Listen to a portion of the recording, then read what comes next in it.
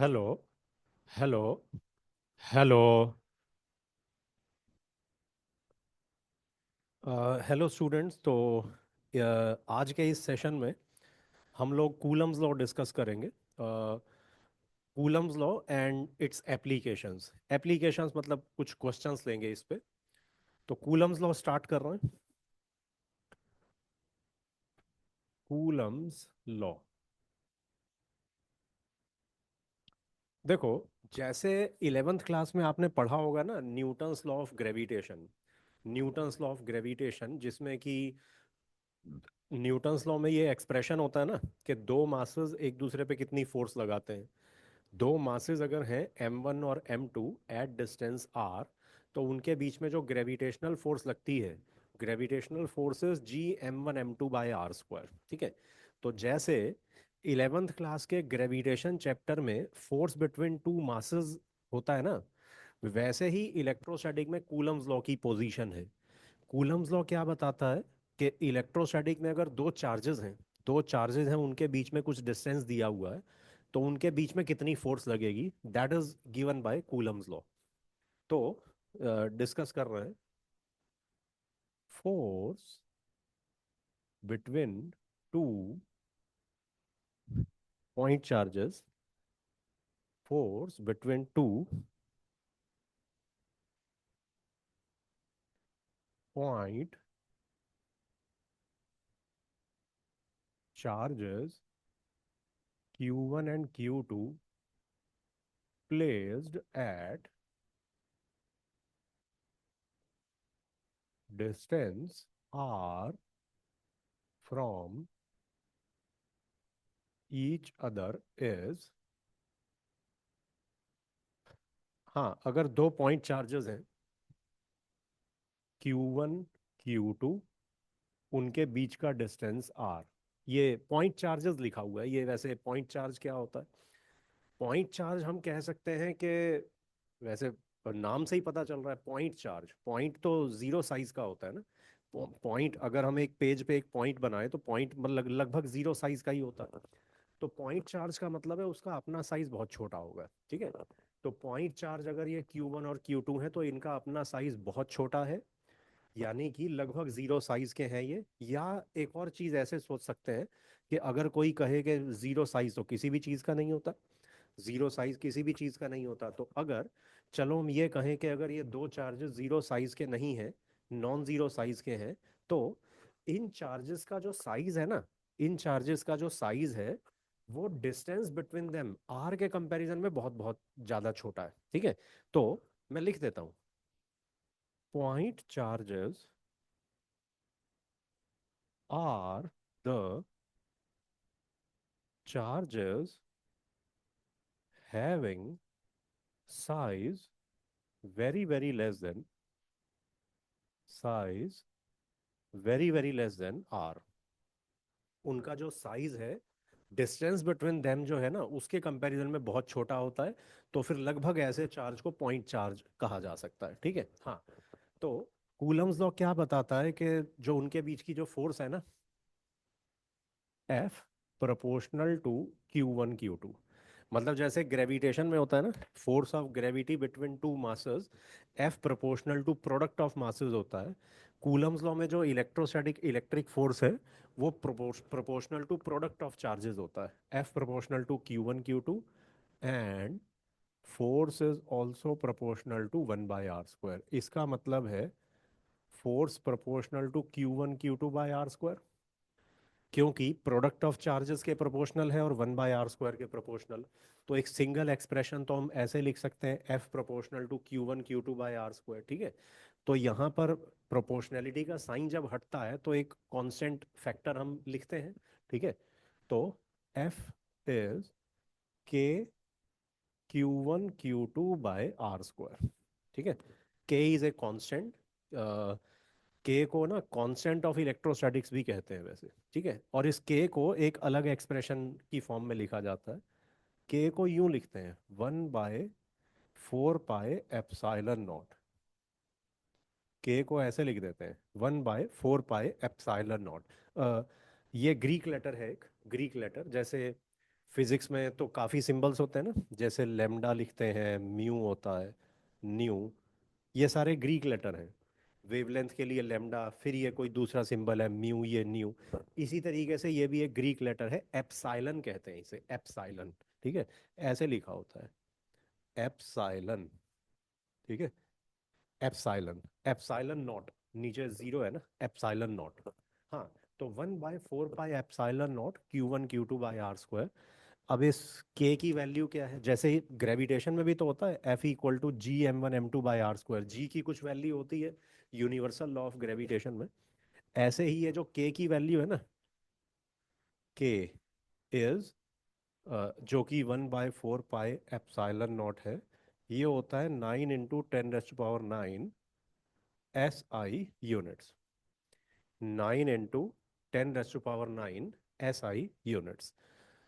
और वैसे चलो के तो कांस्टेंट है एक, ये एप्सिलॉन नॉट का ना प्रॉपरली एक नाम है। ठीक है, मतलब ये तो के की वैल्यू लिखी है ना, एप्सिलॉन नॉट को कहते हैं, epsilon not is called electric permittivity of, electric permittivity of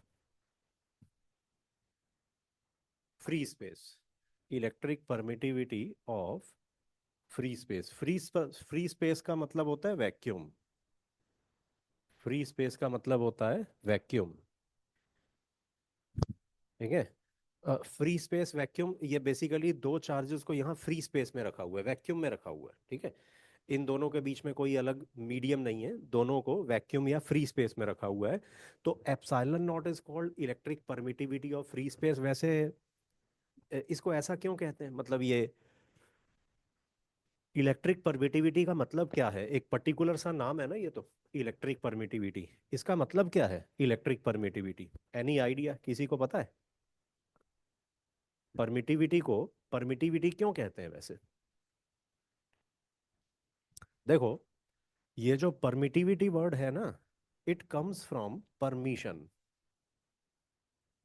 permission देना, परमिट करना, परमिशन देना, परमिट करना, परमिटिविटी। देखो, होता क्या है, एक चार्ज जब दूसरे पे फोर्स लगा रहे हैं ना, तो इस चार्ज का इलेक्ट्रिक इफेक्ट, इस चार्ज का इलेक्ट्रिक इफेक्ट स्पेस में फैल जाता है, इस मीडियम में इस चार्ज का इलेक्ट्रिक इफेक्ट फैल जाता है।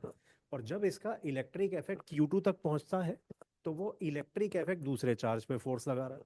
तो इलेक्ट्रिक परमिटिविटी का मतलब है कि ये जो मीडियम है ना, ये जो मीडियम है, कितनी परमिशन ऑफर कर रहा है। ये मीडियम एक चार्ज के इलेक्ट्रिक इफेक्ट को दूसरे तक पहुंचने के लिए कितनी परमिशन ऑफर कर रहा है। तो वो परमिशन की जो मेजरमेंट है ना, वो इलेक्ट्रिक परमिटिविटी इस पैरामीटर से आती है। मतलब अगर हम मीडियम चेंज कर देंगे, अगर Q1 और Q2 के बीच में वैक्यूम नहीं है, कोई और मीडियम है, तो ये एप्सिलॉन नॉट की वैल्यू भी बदल जाती है। ठीक है, मतलब यहाँ 1/4 पाई एप्सिलॉन नॉट ना लिख के कुछ और लिखते हैं, अगर वैक्यूम के अलावा कोई और मीडियम हो तो।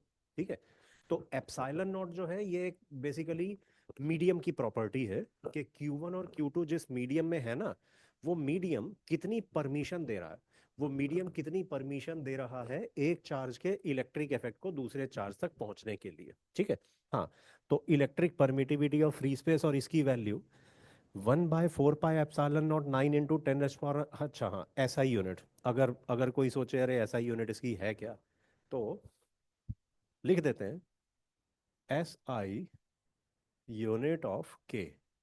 देखो, के की ऐसा यूनिट कैसे आएगी, इस फोर्स की ऐसा यूनिट पुट कर देते हैं, चार्जेस की ऐसा यूनिट, डिस्टेंस की ऐसा यूनिट। फोर्स की ऐसा यूनिट है न्यूटन, चार्ज की ऐसा यूनिट कूलम, ये है मीटर। तो फिर इसकी के की जो ऐसा यूनिट है, वो तो न्यूटन मीटर स्क्वायर पर कूलम स्क्वायर हो जाएगा। ठीक है, ऐसा यूनिट ऑफ के, ऐसा यूनिट ऑफ के इतना। ठीक है, और इससे फिर एप्सिलॉन नॉट की ऐसा यूनिट भी ला सकते हैं, S I unit of epsilon not. क्योंकि के 1/4 पाई एप्सिलॉन नॉट है ना, तो के की यूनिट को, मतलब के की यूनिट को अगर रेसिप्रोकल कर दे, तो एप्सिलॉन नॉट की ऐसा यूनिट आ जाएगी, ये आएगी फिर कूलम स्क्वायर पर मीटर स्क्वायर पर Newton. SI unit of electric permittivity ये आ जाएगी। ठीक है। हाँ, तो अच्छा, एप्सिलॉन नॉट की वैल्यू देखो, 1/4 पाई एप्सिलॉन नॉट जो है वो 9 × 10⁹ तो पाई की वैल्यू पुट कर दे तो एप्सिलॉन नॉट की वैल्यू भी तो आ जाएगी। एप्सिलॉन नॉट की वैल्यू 8.85 × 10⁻12 एसआई यूनिट्स, ये कूलम स्क्वायर पर मीटर स्क्वायर पर न्यूटन। ठीक है, ये एप्सिलॉन नॉट की वैल्यू है। हाँ, अब इसके बाद थोड़ा और आगे चल रहे हैं। ये नीचे वाली 2-3 लाइन में रब कर रहा हूँ, ठीक है। ये नीचे वाली 2-3 लाइन रब कर रहा हूँ, बच्चों ने नोट तो कर ही लिया होगा। ये रब कर रहा हूँ मैं।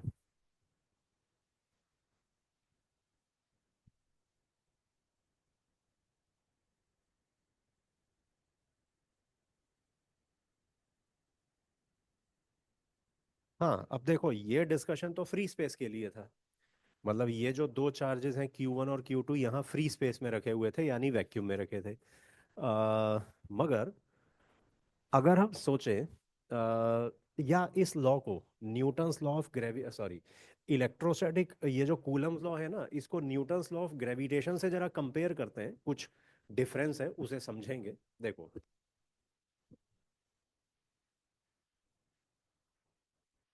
Compare it with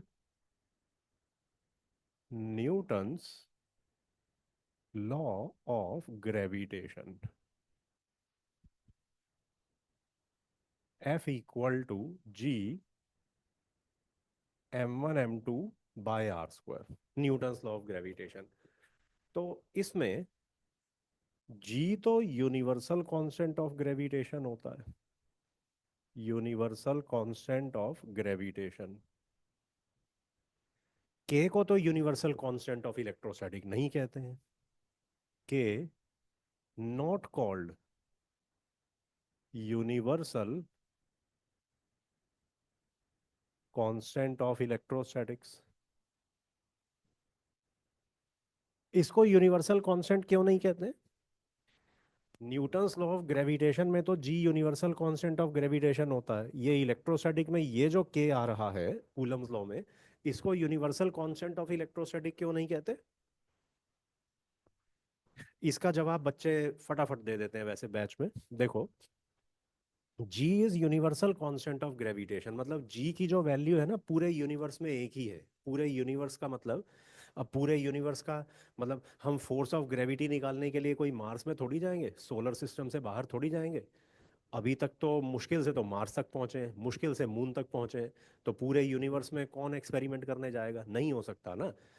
universal constant of gravitation कहने का मतलब है कि मीडियम के इंडिपेंडेंट है, मीडियम के इंडिपेंडेंट है। ये देखो, अगर दो मासेस हो ना M1 और M2, तो दो मासेस M1 और M2 चाहे वैक्यूम में रखे हैं, मतलब डिस्टेंस r पर, चाहे वैक्यूम में रखे हैं, या दोनों मासेस को वाटर में इंसर्ट कर दिया, या दोनों मासेस को हमने किसी दूसरे ऑयल में इंसर्ट कर दिया, जब तक दो मासेस के बीच का डिस्टेंस r है ना, दोनों के बीच में फोर्स यही लगेगी, Gm1m2/r²। मतलब दो मासेस के बीच में जो मीडियम आ रहा है, उस मीडियम के इंडिपेंडेंट है ग्रेविटेशनल फोर्स। हर मीडियम में एक ही फोर्स लगेगी। मगर electrostatic force is not universal constant. मतलब इलेक्ट्रोस्टैटिक में ये जो कांस्टेंट के है ना, ये यूनिवर्सल कांस्टेंट नहीं है, ये मीडियम डिपेंडेंट होता है।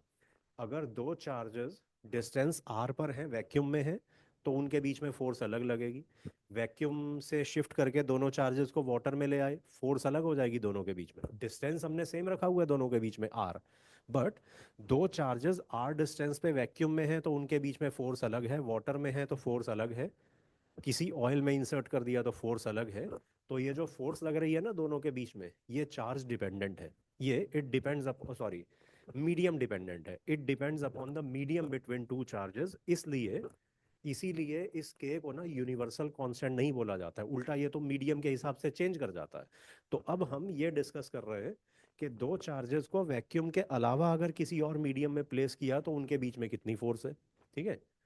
अ, ये पोर्शन मैं रब कर रहा हूँ, ये वाला। मतलब रब मैं तभी करता हूँ जब बच्चे नोट कर चुके होते हैं, पूछ लेता हूँ ना कि नोट कर लिया है? बोल के रब करता हूँ basically.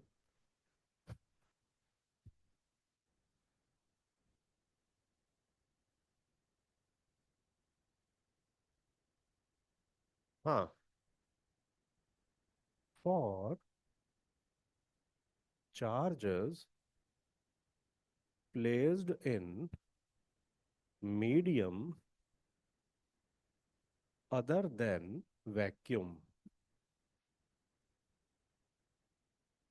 For charges placed in medium other than vacuum, उसमें जो है ना, फोर्स 1/4 पाई एप्साइलन और एप्साइलन नॉट लिख देते हैं। ठीक है, मतलब एप्साइलन नॉट की जगह एप्साइलन और एप्साइलन नॉट आ जाता है।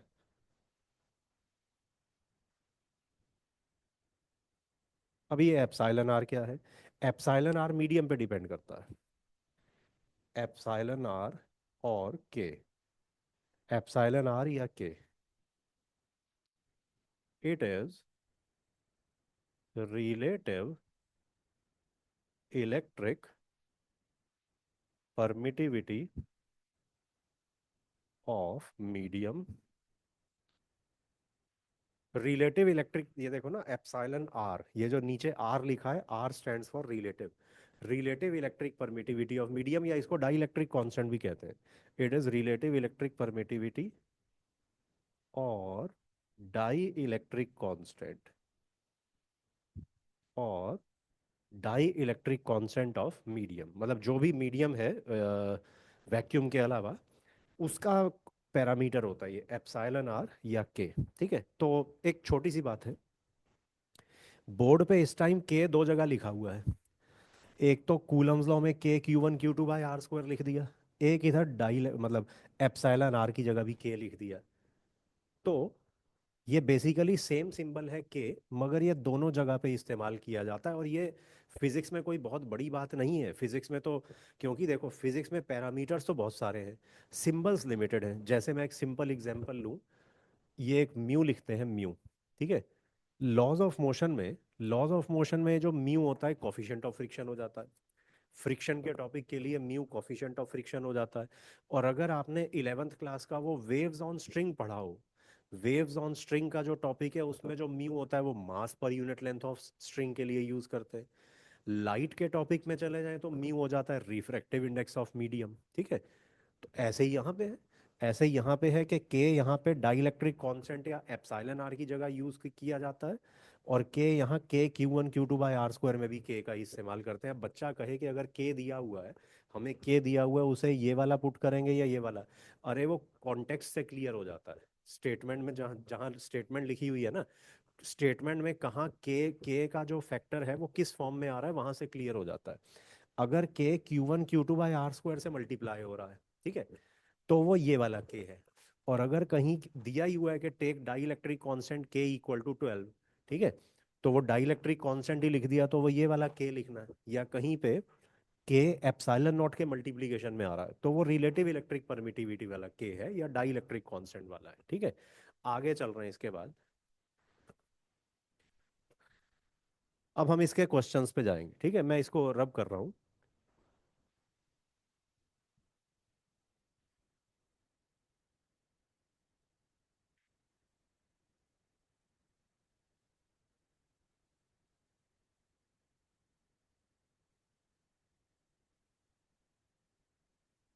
हाँ, कुछ क्वेश्चंस ले रहे हैं। एक स्क्वायर दिया हुआ है, स्क्वायर। एक्चुअली ये चार चार्जेस हैं जो स्क्वायर बनाते हैं। 4 चार्जेस फॉर्म ए स्क्वायर।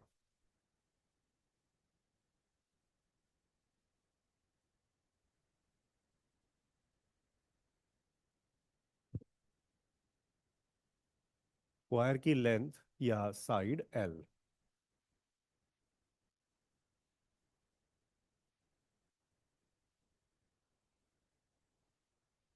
हाँ, अब ये है corner A B C D। ठीक है, और चारों कॉर्नर्स पे चार्जेस पड़े हुए हैं। यहाँ है चार्ज +Q, यहाँ -2Q, D पे -2Q, और C पे है कोई चार्ज +Q।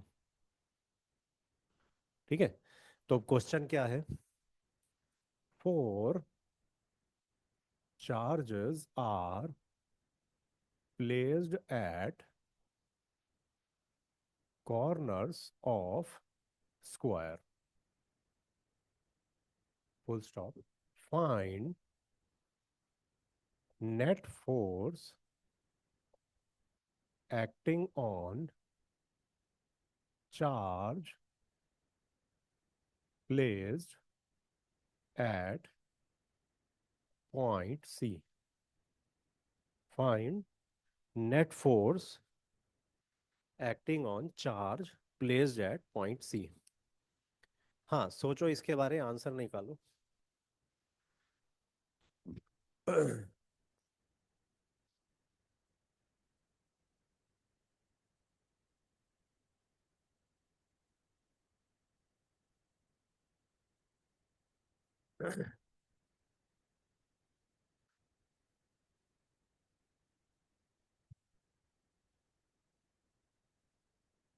हाँ देखो, इसमें मैं टाइम देता हूँ क्लास में सॉल्व करने के लिए, बच्चे कुछ अलग अलग अप्रोच लगाते हैं। ऐसे क्वेश्चन में ना एक सुपर पोजिशन प्रिंसिपल होता है।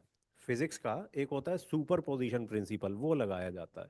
सुपर पोजिशन प्रिंसिपल क्या है, देखो। इस चार्ज पे ना बाकी तीनों चार्जेस फोर्स लगा रहे होंगे, ठीक है। तीन चार्जेस की वजह से जो फोर्स है, एक चार्ज की वजह से मान लो F1 फोर्स, दूसरे की वजह से F2, तीसरे की वजह से F3। प्रिंसिपल ऑफ सुपरपोजिशन क्या कहता है कि इस चार्ज पे जो नेट फोर्स होगी ना, वो F1 plus F2 plus F3 होगी। ये है principle of superposition.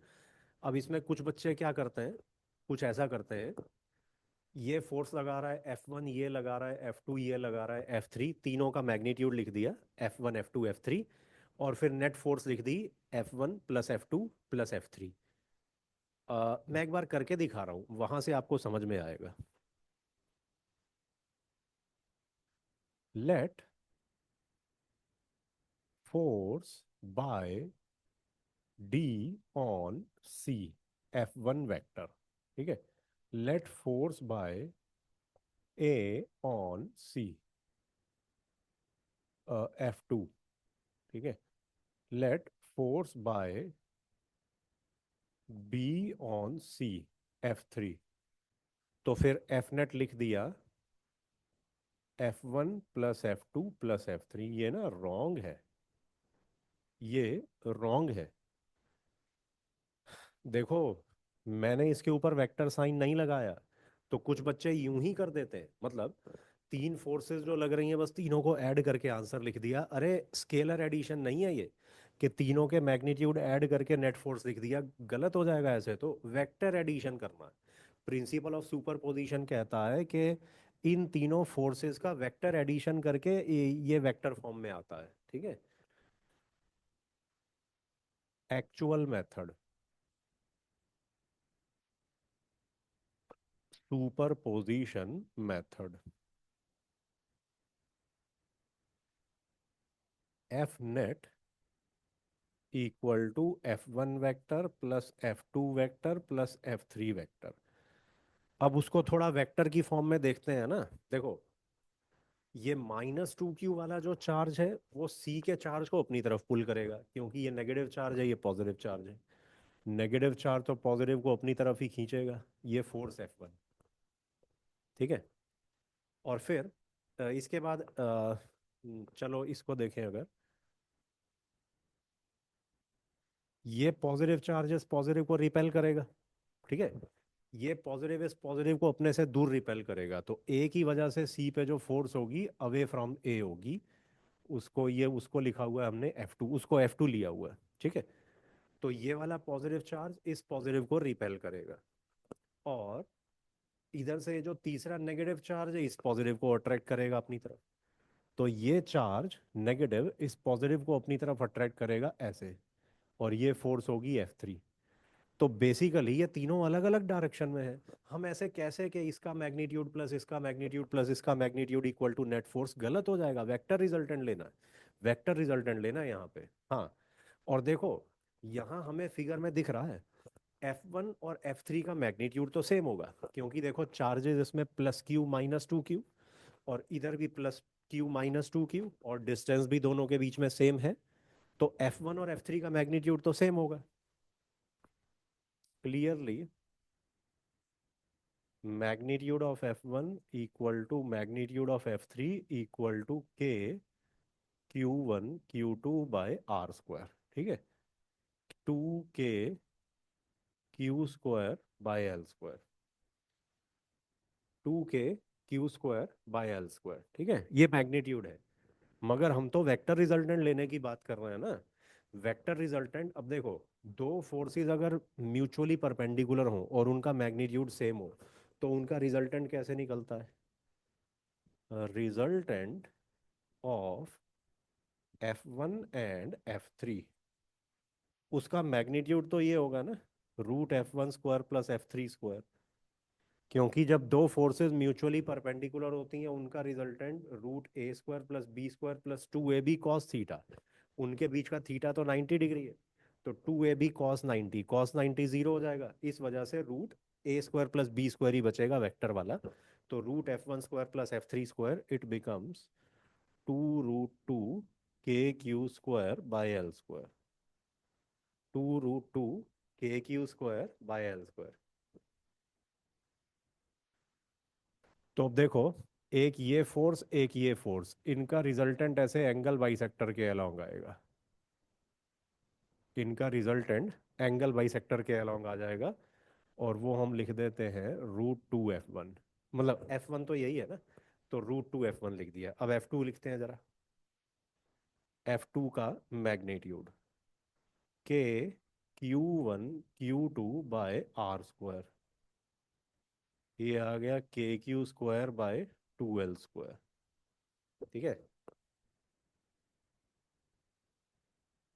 KQ² by 2L²। Direction लिखे, डायरेक्शन किस तरफ है? ये जो है ना, एलोंग सी ए है, एलोंग सी ए। एलोंग सी ए मतलब सी से ए की तरफ। ये कॉर्नर सी है, ये ए। एलोंग सी ए लिखने का मतलब है ये वेक्टर सी से ए की तरफ है। ठीक है, और ये KQ² by 2L²।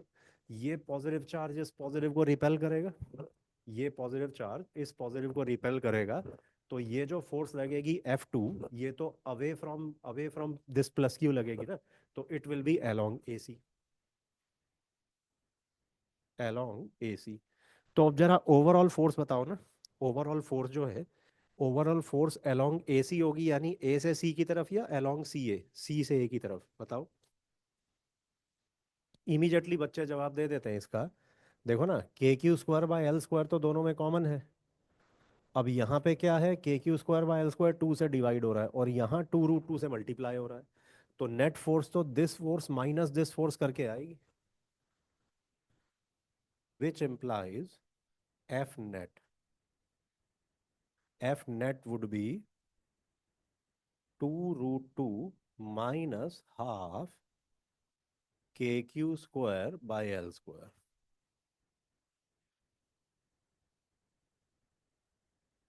2√2 minus half KQ² by L², ये आंसर है। Direction along along CA, along CA, C से A की तरफ। ठीक है, नेट फोर्स इसकी आएगी, मैग्नीट्यूड इतना है, along CA यानी C से A की तरफ। रिपीट कर रहा हूँ, along CA लिखना और along AC लिखना दो अलग अलग चीज़ें हैं। along CA मतलब डायरेक्शन C से A की तरफ है, along AC लिखने का मतलब है डायरेक्शन A से C की तरफ है। तो नेट फोर्स की डायरेक्शन तो C से A की तरफ है, इसलिए along CA लिखा है। ठीक है, आगे चल रहे हैं।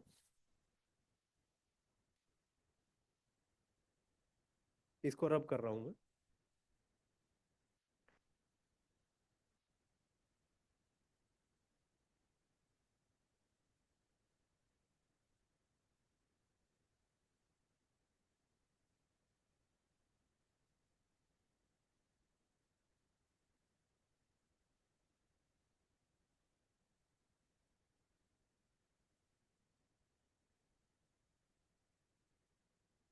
अगले क्वेश्चन पे जा रहे हैं। हाँ, ये दो चार्जेस दिए हुए हैं। एक है +4Q, दूसरा चार्ज है -Q। ये पॉइंट्स हैं A एंड B। दोनों के बीच का distance d।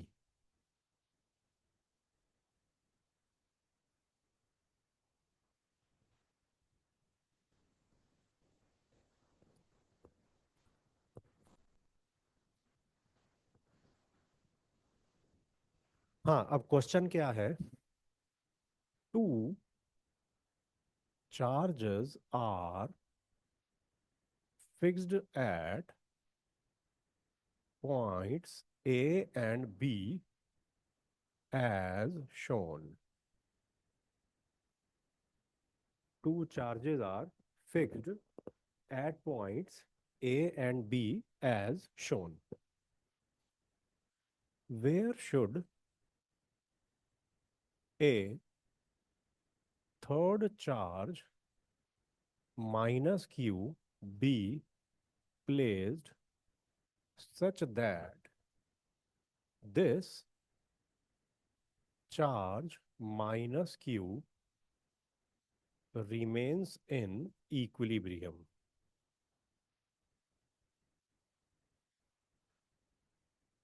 Remains in equilibrium. वैसे इक्विलिब्रियम का मतलब तो सबको पता होगा। इक्विलिब्रियम का मतलब स्टेशनरी रहना। ठीक है, तो फिर सोचो इसके बारे।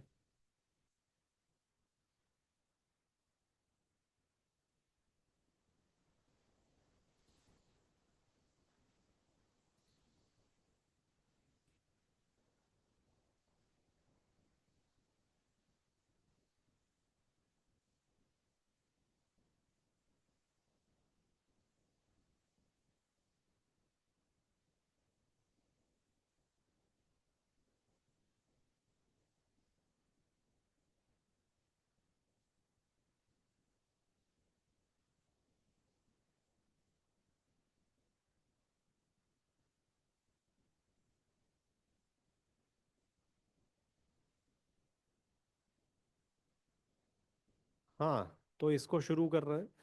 वैसे तो मैं कम से कम 5 मिनट्स तो देता हूँ क्लास में इसके लिए सोचने के लिए। बट यहाँ क्लास तो है नहीं। ठीक है, मतलब मैं ये सेशन बेसिकली रिकॉर्ड कर रहा हूँ। हाँ, तो माइनस क्यू चार्ज को हमने रखना है यहाँ पे। तो अब कहाँ कहाँ रख सकते हैं ये सोचते हैं, कहाँ कहाँ उसे रखा जा सकता है। देखो, वो चार्ज कम से कम इस लाइन के ऊपर या नीचे तो कहीं नहीं आ सकता। कोई सोचे चलो यहाँ माइनस क्यू रख दें। यहाँ माइनस मतलब यहाँ माइनस क्यू रख दें तो रेस्ट पे नहीं रह पाएगा वैसे। क्यों नहीं रह पाएगा बताओ। ये माइनस क्यू इस लाइन के ऊपर कहीं रख दिया है, क्यों नहीं रहेगा माइनस रेस्ट पे। देखो बच्चे फटाफट बताते हैं। ये प्लस क्यू जो है, सॉरी +4 क्यू इसको अपनी तरफ पुल करेगा। इधर से ये माइनस क्यू इसको रिपेल करेगा, तो नेट फोर्स तो आ गई ना इस पे। नेट फोर्स तो इन दोनों का रिजल्टेंट आ गई कुछ ना कुछ। तो इन दोनों फोर्सेस, इन दोनों चार्जेस की वजह से कुछ ना कुछ नेट फोर्स आ जाएगी। चाहे इस लाइन के ऊपर रखें या नीचे रखें, नेट फोर्स आ जाएगी, तो इक्विलिब्रियम में नहीं रह पाएगा। ठीक है, तो फिर कुछ बच्चे निकालते हैं कोई पॉइंट, बीच में कोई पॉइंट लेके सॉल्व करते हैं। बीच में कोई पॉइंट लेके यहाँ से डिस्टेंस x मान लिया, इधर d - x हो गया। फिर दोनों साइड की फोर्स इक्वेट कर देते हैं, उससे x की कुछ वैल्यू भी आ जाती है। इससे मतलब दोनों साइड से जो चार्जेस हैं उनसे लगने वाली फोर्स को इक्वेट करके आंसर भी आ जाता है कुछ ना कुछ, x = शायद d/3 आ जाता है। अरे वो गलत है। ऐसे थोड़ी है कि बस हम दोनों साइड से जो फोर्सेस लग रही हैं उनका मैग्नीट्यूड बराबर कर देंगे। अरे डायरेक्शन तो देखो। ये वाला पॉजिटिव चार्जेस नेगेटिव को अपनी तरफ पुल करेगा, अट्रैक्ट करेगा। ये नेगेटिव चार्जेस नेगेटिव को रिपेल करेगा, अपने से दूर पुश करेगा। अरे दोनों चार्जेस जो फोर्स लगा रहे हैं इस पे, वो तो सेम डायरेक्शन में आ गई। वो तो सेम डायरेक्शन में आ गई, रिजल्टेंट जीरो बन ही नहीं सकता। ये तो फटाफट लेफ्ट साइड पे भागेगा, इक्विलिब्रियम में थोड़ी रह पाएगा। तो ऐसे नहीं है ना कि एक तरफ से लगने वाली फोर्स देखी F1, दूसरे से F2, चलो F1 = F2 करके आंसर निकाल लिया, गलत हो जाएगा उससे। ठीक है, तो वो समझना भी तो है ना कि फिजिक्स में थोड़ा लॉजिक अप्लाई करके चला जाता है हमेशा। तो दोनों के बीच में ऐसा पॉइंट बिल्कुल नहीं होगा जहां पे माइनस की इक्विलिब्रियम में रहे।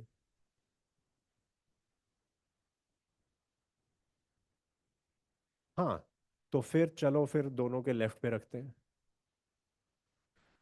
दोनों के लेफ्ट पे रखा, यहाँ माइनस की, वो फिर दोनों की वजह से जो फोर्सेस हैं उसको इक्वेट कर देंगे। यहाँ पे तो ये इक्विलिब्रियम में रह ही नहीं सकता। दोनों चार्जेस के लेफ्ट साइड पे ये तीसरा चार्ज माइनस क्यू इक्विलिब्रियम में नहीं रह सकता है। क्यों नहीं रह सकता है?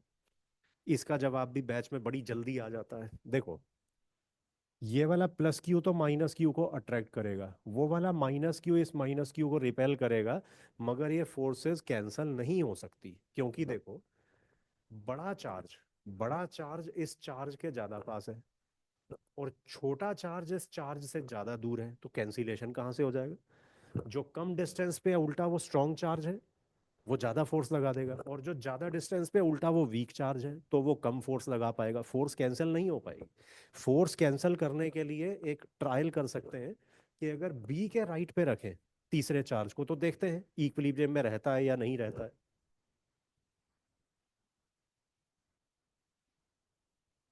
अगर बी के राइट पे ये तीसरे चार्ज को रखे ना, तो पॉसिबिलिटी है नेट फोर्स जीरो होने की पॉसिबिलिटी है। ये नेगेटिव चार्ज इस नेगेटिव को रिपेल करेगा, इधर से ये वाला पॉजिटिव इस नेगेटिव को अट्रैक्ट करेगा, फोर्स कैंसिल हो सकती है। क्योंकि देखो ना, छोटे वाला चार्ज डिस्टेंस कम डिस्टेंस पे है, और बड़े वाला चार्ज चलो ज्यादा डिस्टेंस पे है, तो हो सकता है फोर्सेस कैंसिल हो जाए, तो कैंसिल करके देखते हैं। ये ABC, let charge minus Q is placed at point C, ठीक है? तो F net equal to zero means, अच्छा, ये डिस्टेंस मान लिया ना, x, ये डिस्टेंस x मान लिया, माइनस क्यू और माइनस क्यू के बीच का distance x, K Q1 Q2 by x square equal to के Q1 Q2 by D plus x का स्क्वायर। ये इक्वेशन जब लिखते हैं तो कुछ बच्चे इसमें डाउट पूछते हैं कि चार्ज का साइन क्यों नहीं लिया, ये 4Q तो चलो प्लस में है, मगर ये माइनस क्यू, ये माइनस क्यू तो माइनस में है, माइनस में लिखते हैं। अरे वो नहीं लिखना, हम बेसिकली मैग्नीट्यूड लेके क्वेश्चन सॉल्व कर रहे हैं। हम मैग्नीट्यूड लेके क्वेश्चन सॉल्व कर रहे हैं, ये रिपल्सिव फोर्स है, ये अट्रैक्टिव फोर्स है। तो अगर magnitude of repulsive force magnitude of attractive force के बराबर हो जाए, तो नेट फोर्स जीरो हो गई ना, ठीक है? मैग्नीट्यूड ऑफ रिपल्सिव फोर्स को मैग्नीट्यूड ऑफ अट्रैक्टिव फोर्स के बराबर कर दो, यानी कि चार्जेस को साइन के साथ पुट करने की जरूरत नहीं है, हमें फिगर में दिख रहा है, हमें फिगर में दिख रहा है, ये लाइक चार्जेस हैं रिपेल ही करेंगे, अनलाइक चार्जेस हैं अट्रैक्ट ही करेंगे। तो मैग्नीट्यूड ऑफ अट्रैक्टिव फोर्स को मैग्नीट्यूड ऑफ रिपल्सिव फोर्स के बराबर कर दिया। इसका तो मतलब ही ये है ना कि नेट फोर्स जीरो की कंडीशन आ गई, ठीक है? बस इसको जब सॉल्व करेंगे ना, तो ये आएगा 1/x² इक्वल टू 4/d+x का square, d² + x² + 2dx = 4x², 3x² - 2dx - d² = 0। Quadratic equation है, तो -b plus minus b² - 4ac bye 2a, 2d + - 4d/6। इसके बाद इधर लिख रहा हूं मैं। हाँ, तो देखो, x = d और x = -d/3, क्योंकि अगर यहाँ प्लस कर दें, यहाँ प्लस कर दें तो x = d बन रहा है, माइनस कर दें तो -d/3, तो बेसिकली x = d इस डिस्टेंस को इंडिकेट करेगा कि b के राइट साइड पे है ये। x = -d/3 पता है क्या इंडिकेट करेगा? अगर पॉजिटिव साइन अगर राइट साइड में इंडिकेट कर रहा है, तो नेगेटिव साइन तो लेफ्ट साइड पे इंडिकेट करता है। तो x = d basically point B से d डिस्टेंस राइट पे बताएगा, -d/3 बी से डिस्टेंस d/3 लेफ्ट पे बताएगा। अरे जब b के लेफ्ट पे d/3 पे आ गए, तो वहां तो हमने पहले ही स्टडी कर लिया ना कि इक्विलिब्रियम में नहीं है, क्योंकि ये पॉजिटिव चार्ज नेगेटिव को अट्रैक्ट करेगा, ये नेगेटिव उसको रिपेल करेगा, तो नेट फोर्स तो टूवर्ड लेफ्ट आ गई, तो ये ऑप्शन हमें रिजेक्ट करना चाहिए। क्योंकि x = -d/3 मतलब b के लेफ्ट पे d/3 पे वो तीसरा चार्ज नहीं रखा जा सकता है, वो तो हमने पहले ही हिसाब लगा लिया ना, इक्विलिब्रियम में नहीं रह पाएगा, तो दिस शुड बी रिजेक्टेड। ठीक है, बस ये आ गया x = d, that is third charge minus Q must be placed at distance d on RHS of B। ठीक है, पॉइंट बी के राइट हैंड साइड पे डी डिस्टेंस पे रखना है उसे। ये इसका आंसर है, नोट कर लो।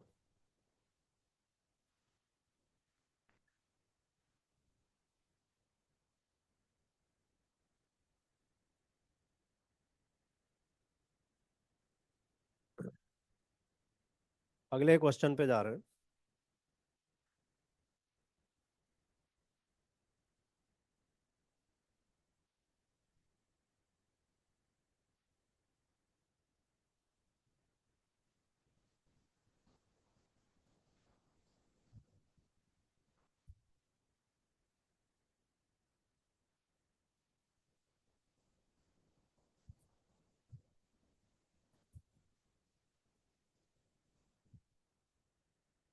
हाँ, अगले क्वेश्चन पे।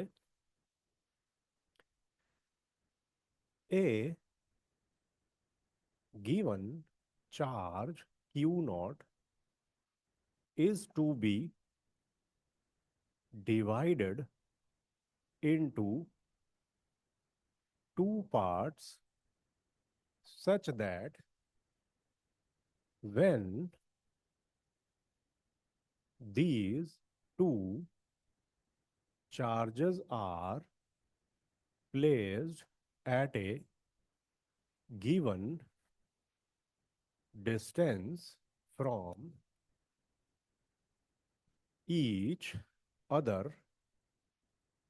repel each other with maximum possible force, full stop, how should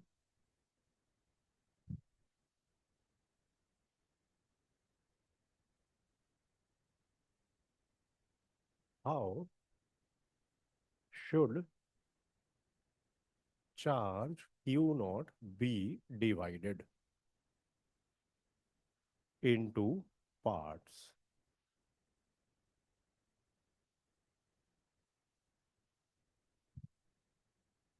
हाँ, क्वेश्चन एक बार पढ़ लो पूरा, सोचो इसके बारे सॉल्यूशन, फिर शुरू करेंगे।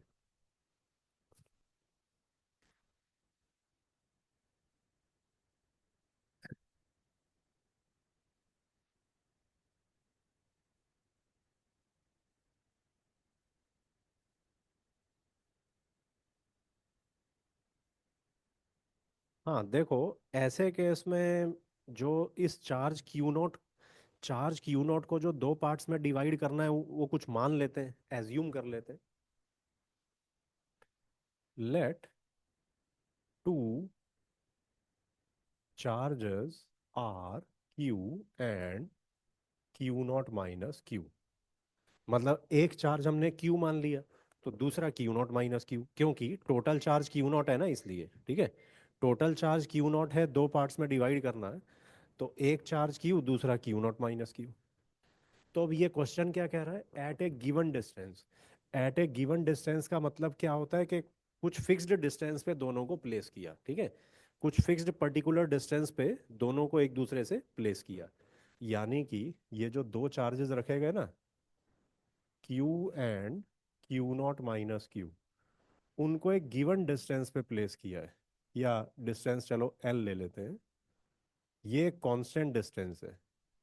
क्वेश्चन ये कह रहा है कि इस क्यू नॉट चार्ज को कैसे दो पार्ट्स में डिवाइड करें कि दोनों एक दूसरे पे मैक्सिमम फोर्स लगाएं। Force between two charges F equal to k q one q two by L square. K q one q two by L square, ठीक है। तो अब हम चाहते क्या है वैसे, हम तो ये चाहते हैं ना कि ये फोर्स मैक्सिमम हो, एक चार्ज दूसरे पे मैक्सिमम फोर्स लगाए। तो ये आपको शायद पता होगा, क्योंकि ट्वेल्थ में आते हुए बच्चों को तो पता होता है, concept of minima and maxima.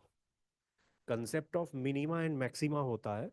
तो ये आपको पता होगा क्योंकि 11th पूरी करने के बाद बच्चे को इसका आइडिया होता है मिनिमा और मैक्सिमा का। तो ये जो एफ का एक्सप्रेशन है ना, हम इस एफ को मैक्सिमाइज करना चाहते हैं। वेरिएबल क्या है? स्मॉल क्यू वेरिएबल है क्योंकि यही तो अननोन है कि कौन से दो पार्ट्स में क्यू नॉट को डिवाइड करें कि मैक्सिमम फोर्स आ जाए। तो क्यू एक्चुअली एक वेरिएबल है। तो वेरिएबल की रिस्पेक्ट में डेरिवेटिव लेके जीरो कर देते हैं, ये होता है minima and maxima. For F to be maximum, D F by D Q zero करते हैं। ये प्रोसीजर है, ठीक है, ये है from concept of minima and maxima. ये मिनिमा और मैक्सिमा का कंसेप्ट होता है मैथमेटिक्स का, ठीक है। तो D F by D Q equal to zero, तो ये आ जाएगा के बाई एल स्क्वायर। वो कांस्टेंट हम तो बाहर लिख लेते हैं ना, Q naught Q minus Q square equal to zero, ठीक है। कांस्टेंट हम बाहर लिख दी ना डेरिवेटिव से। तो ये आ जाएगा अब ये q naught into one minus two q equal to zero. तो Q equal to q naught by two, ये आ गया answer. Q equal to q naught by two, तो दूसरा charge Q naught minus q, वो भी क्यू नॉट बाई टू हो गया। And Q naught minus q equal to q naught by two, ठीक है। दीज आर टू चार्जेस, ये दो चार्जेस है। क्यू नो मतलब दोनों बेसिकली जो गिवन चार्ज है ना उसको दो इक्वल पार्ट्स में अगर डिवाइड कर दें, आधा चार्ज इधर रख दें आधा इधर रख दें, तो दोनों का आपस में जो फोर्स होगा वो मैक्सिमम फोर्स होगी, ठीक है। तो ये मिनिमा और मैक्सिमा का कंसेप्ट लगा के इस तरीके से क्वेश्चन सॉल्व किया जाता है। तो आगे चलते हैं, इसको रब कर रहा हूँ मैं।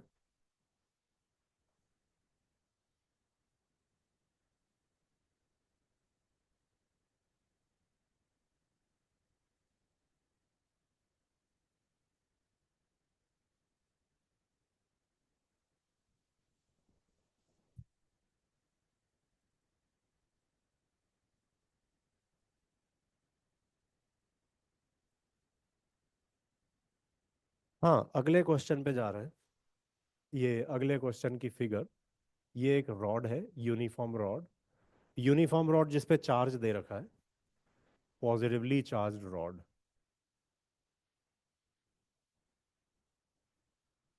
Positively charged rod.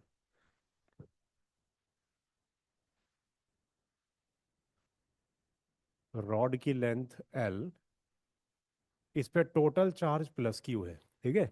रॉड पे टोटल चार्ज प्लस क्यू है, और रॉड से कुछ डिस्टेंस पे एक दूसरा चार्ज, ये दूसरा पॉइंट चार्ज है प्लस क्यू, ये रॉड से L डिस्टेंस पे है, ठीक है। तो क्वेश्चन ये है, फाइंड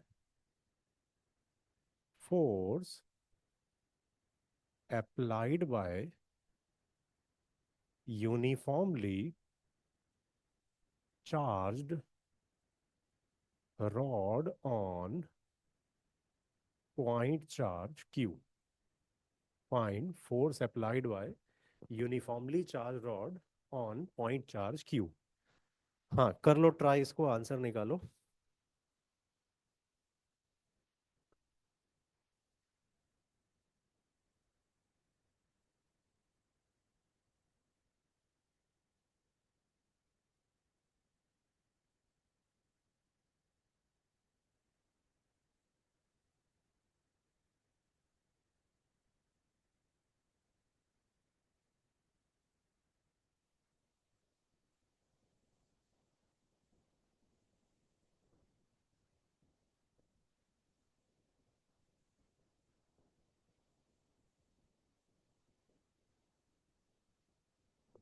हाँ देखो, वैसे बच्चे इसका अप्रोच तो बता देते हैं कि किस तरीके से होना है।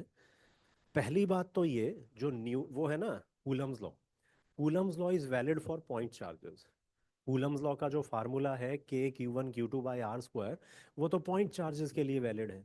अगर दो पॉइंट चार्जेस Q1 और Q2 डिस्टेंस r पर हैं, तो उनके बीच की फोर्स हम लिखते हैं ना, वो basically Coulomb's law k Q1 Q2/r², उसमें Q1 और Q2 पॉइंट चार्ज होने चाहिए। यहाँ वो कंडीशन वैलिड नहीं है ना। ये तो पॉइंट चार्ज है, मगर रॉड थोड़ी पॉइंट चार्ज है। रॉड का पूरा चार्ज यू डिस्ट्रीब्यूट हो रखा है। रॉड का पूरा चार्ज ऐसे डिस्ट्रीब्यूट हो रखा है, तो फिर टोटल फोर्स कैसे निकालेंगे बताओ। बच्चे बता देते हैं, इंटीग्रेशन होगी यहाँ पे, integration. Coulomb's law is valid for point charges. ये तो नहीं है पॉइंट चार्ज, तो हम क्या करेंगे, रॉड के अंदर एक डिफरेंशियल एलिमेंट लेंगे। डिफरेंशियल एलिमेंट तो पॉइंट चार्ज ही होगा ना।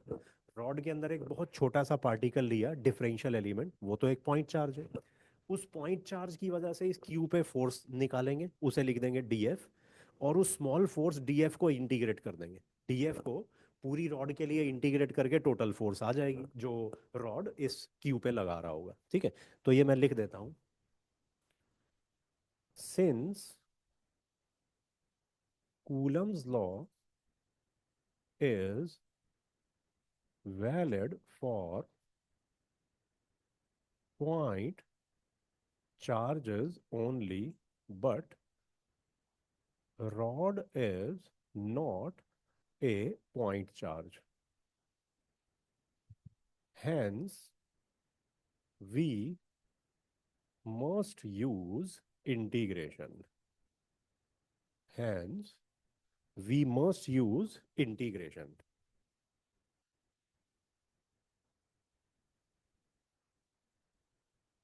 अब ये इंटीग्रेशन में जो मैंने बोला था, एक डिफरेंशियल एलिमेंट लेते हैं। डिफरेंशियल एलिमेंट की वजह से क्यू पे लगने वाली फोर्स लिखेंगे। तो उसके लिए डिफरेंशियल आपको पता होगा ये, क्योंकि इलेवेंथ क्लास में भी ये सब आता है। डिफरेंशियल एलिमेंट वो एक एंड से एक्स डिस्टेंस पे डी एक्स थिकनेस का डिफरेंशियल एलिमेंट लेते हैं ना।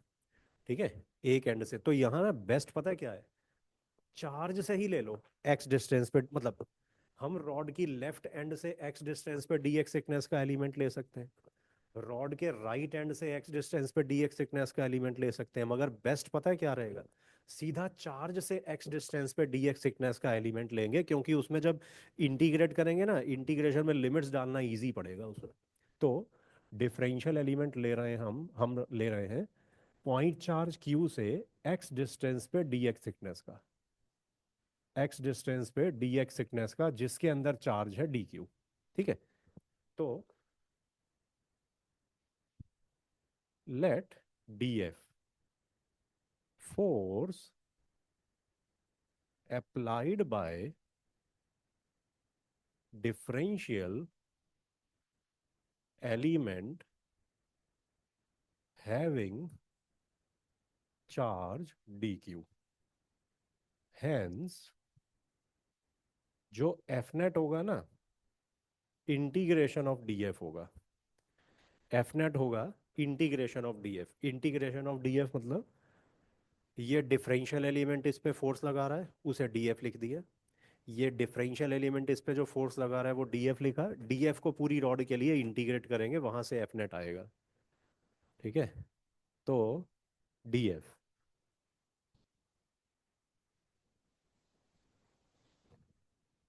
हाँ, डी एफ के क्यू डी क्यू अपॉन ये एक्स स्क्वायर।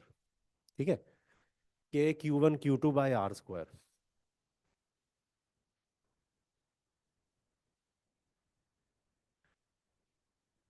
कूलम्स लॉ लिख दिया ना। अब देखो यहाँ पे ना, मतलब ये अब ये प्रेजेंट फॉर्म में इंटीग्रेट नहीं हो पाता है, क्योंकि वेरिएबल यहाँ पर एक x है और ऊपर डी क्यू दिखाई दे रहा है। डिनोमिनेटर में x है, न्यूमिनेटर में डी क्यू दिखाई दे रहा है, ये थोड़ी हो पाएगा इंटीग्रेट। अगर हम डी क्यू को डी एक्स की टर्म्स में निकाल लें, डी क्यू को डी एक्स की टर्म्स में निकाल लेना, तो फिर न्यूमिनेटर में dx हो गया, बाकी जो दिख रहा है हमें x दिख रहा है, फिर वो इंटीग्रेट हो जाएगा x की लिमिट्स डाल के। ठीक है, तो बेसिकली ये जो फंक्शन है ना, इसमें वेरिएबल एक ही होना चाहिए। इस पूरे फंक्शन में एक सिंगल वेरिएबल होना चाहिए, तब इंटीग्रेशन हो पाती है। यहाँ dq के साथ x है, इंटीग्रेट नहीं हो पाएगा। dq in terms of dx निकालना पड़ेगा। ठीक है, तो वो कुछ ऐसे करेंगे ना, के क्यू, इस डी क्यू को ना, डी क्यू को हम ये लिख सकते हैं Q by l into d x. ये थोड़ा मैंने डायरेक्ट लिख दिया है, Q by l into d x लिख दिया। कैसे लिखा है देखो, लेंथ एल के ऊपर टोटल चार्ज क्यू डिस्ट्रीब्यूटेड है। लेंथ लेंथ एल के ऊपर टोटल चार्ज क्यू डिस्ट्रीब्यूटेड है, तो charge per unit length Q by L हो गया। रॉड का charge per unit length Q by L, तो लेंथ dx के अंदर चार्ज कितना हुआ, Q by l into d x. ठीक है, वैसे तो आपको समझ में आ गया होगा, अदरवाइज चलो मैं लिख के बता रहा हूँ। Charge within length l, वो है q. Charge within length l q, charge within length one, वो q by l. Charge within length d x, q by l into d x. ठीक है, d x length के अंदर इतना charge, q by l into d x, वही लिखा हुआ है। तो चलो अब ये के क्यू कांस्टेंट टर्म इंटीग्रेशन से बाहर लिख ली है, 1/x² dx। और ये बताना जरा, एक्स की लिमिट्स क्या पुट करोगे, पूरे मतलब पूरी रॉड की वजह से फोर्स निकाल रहे हैं ना क्यू पे, तो एक्स की लिमिट्स क्या पुट करें। एक्स की लिमिट बच्चे बता देते हैं, एल से 2l जाएगी, क्योंकि रॉड का सबसे पहला एलिमेंट, रॉड का सबसे पहला एलिमेंट जो है ना, इस क्यू से एल डिस्टेंस पे है। और फिर पूरी रॉड पे अगर हम मूव कर रहे हैं, तो रॉड का आखिरी एलिमेंट इस क्यू से 2l डिस्टेंस पे है। तो पहला एलिमेंट मतलब रॉड का चार्ज जब हमने काउंट करना शुरू किया, एक्स की वैल्यू एल से शुरू किया, एक्स की वैल्यू 2l तक गए। ठीक है, तो एक्स की लिमिट जो आएगी ना, वो एल टू 2l आएगी। एक्स की limit L two 2l, 1/x² का इंटीग्रेशन -1/x होता है। देखो, integration of 1/x² dx, x की पावर -2 dx, तो एक्स की पावर n+1/n+1 होता है ना, -1/x बनेगा ये। 1/x² का इंटीग्रेशन -1/x। ठीक है, तो ये आ गया KQ²/L -1/x, इसकी लिमिट एल टू 2l। तो अपर लिमिट डाली माइनस लोअर लिमिट डाली, तो ये आ गया KQ²/2l²। तो ये जो रॉड है, यूनिफॉर्मली चार्ज रॉड, उस पॉइंट चार्ज पे इतनी फोर्स लगाएगी, KQ²/2l²। ठीक है, चलो हमने सॉल्व करके आंसर निकाल लिया। इसमें ना एक इंटरेस्टिंग डाउट क्रिएट होता है, और बड़े अच्छे लेवल का डाउट है। इस क्वेश्चन में काफी अच्छे लेवल का डाउट क्रिएट होता है, उस डाउट के डिस्कशन की तरफ जा रहे हैं। डाउट ये है कि वो एक सेंटर ऑफ मास का कंसेप्ट होता है, 11th क्लास में तो काफी यूज करते हैं centre of mass. Centre of मास, तो हम क्यों यहाँ इंटीग्रेशन के चक्कर में पड़े, इंटीग्रेशन ना करें। इंटीग्रेशन ना कर रहे, नहीं करते इंटीग्रेशन, इस रॉड को इसके सेंटर ऑफ मास से रिप्लेस कर देते हैं। रॉड को इसके सेंटर ऑफ मास से रिप्लेस करके सीधा कूलम्स लॉ से आ जाएगा फोर्स का आंसर। मगर इंटरेस्टिंगली वो आंसर गलत आ जाता है, यही तो हमने डिस्कस करना।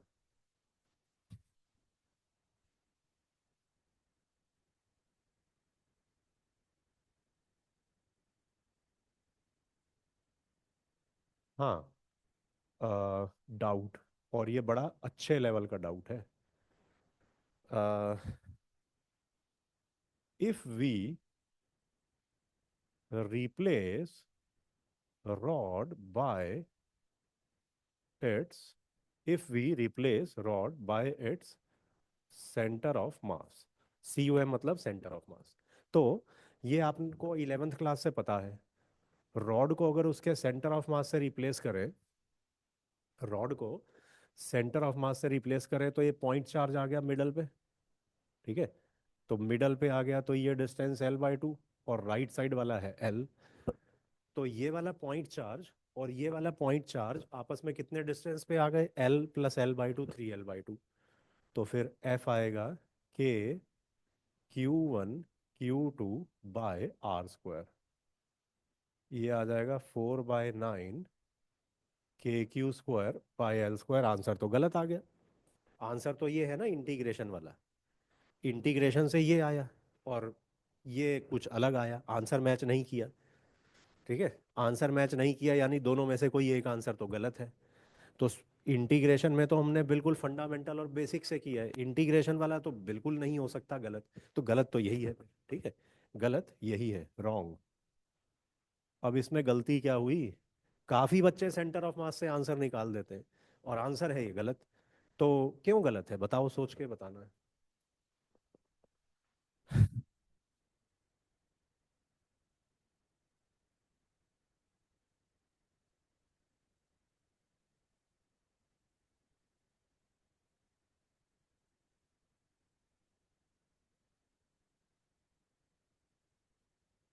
हाँ, centre of mass concept gives wrong answer reason. हाँ, कुछ आइडिया है तो बताओ।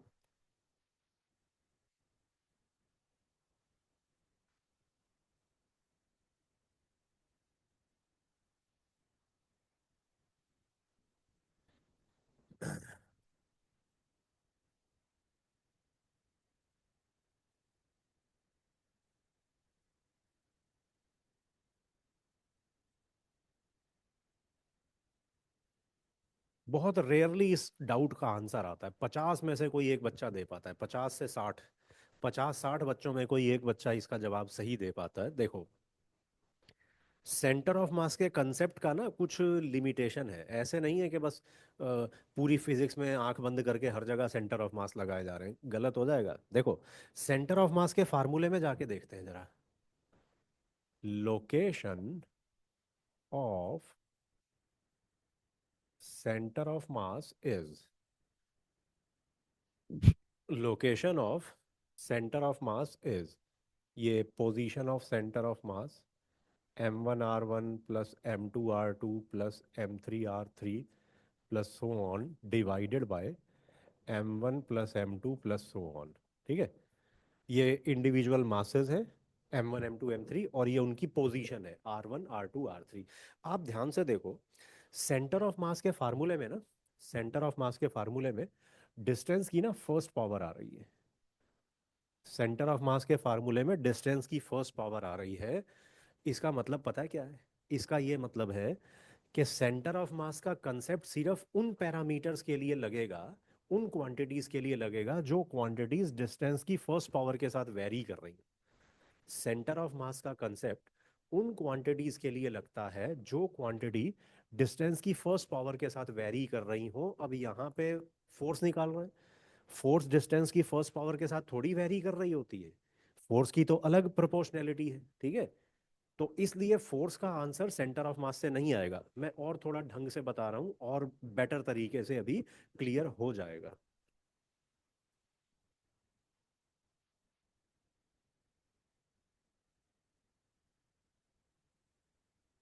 This formula indicates that concept of center of mass gives correct result for a parameter if this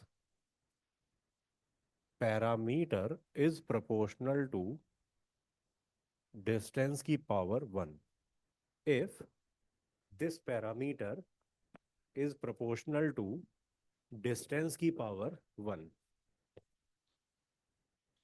ठीक है, और यहाँ पे आप देखो, यहाँ मतलब, क्योंकि पैरामीटर प्रोपोर्शनल टू डिस्टेंस की पावर 1, क्योंकि सेंटर ऑफ मास के फार्मूले में ही डिस्टेंस की पावर 1 आ रही है, सेंटर ऑफ मास के फार्मूले में ही डिस्टेंस की फर्स्ट पावर आ रही है ना, ठीक है। तो अब यहाँ पे कौन से पैरामीटर का आंसर निकाल रहे हैं, फोर्स का आंसर निकाल रहे हैं। फोर्स डिस्टेंस की फर्स्ट पावर के साथ थोड़ी वेरी कर रहा है,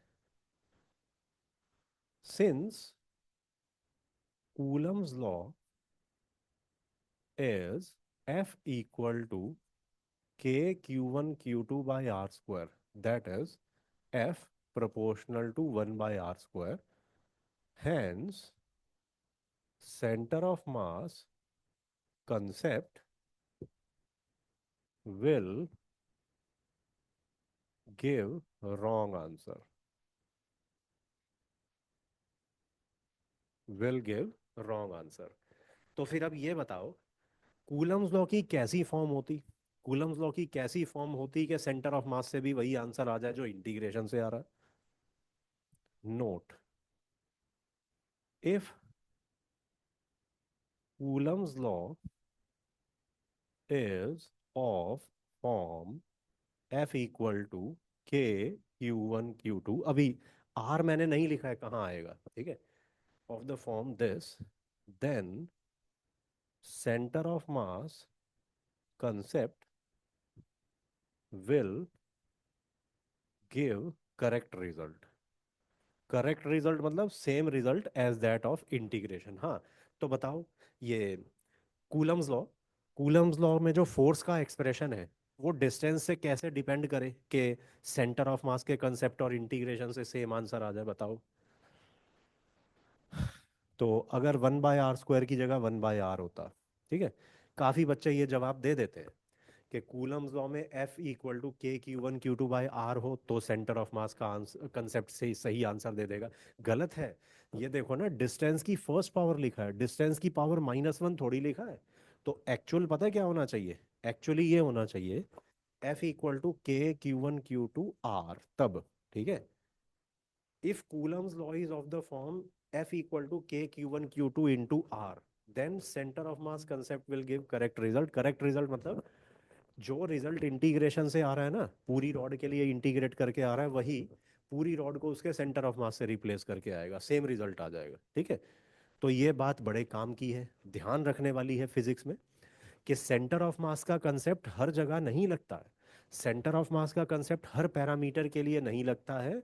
हाँ, काफ़ी जगह हम फिजिक्स में सेंटर ऑफ मास का कंसेप्ट लगा देते हैं, मगर वहाँ पे ना जो पैरामीटर की वेरिएशन है, मतलब जो भी पैरामीटर हम निकाल रहे हैं, चाहे फोर्स निकाल रहे हैं, प्रेशर निकाल रहे हैं, टॉर्क निकाल रहे हैं, अगर वो पैरामीटर डिस्टेंस की फर्स्ट पावर के साथ वेरी कर रहा है ना, तो सेंटर ऑफ मास के कंसेप्ट से सही आंसर आ जाएगा, फिर इंटीग्रेशन की जरूरत नहीं है।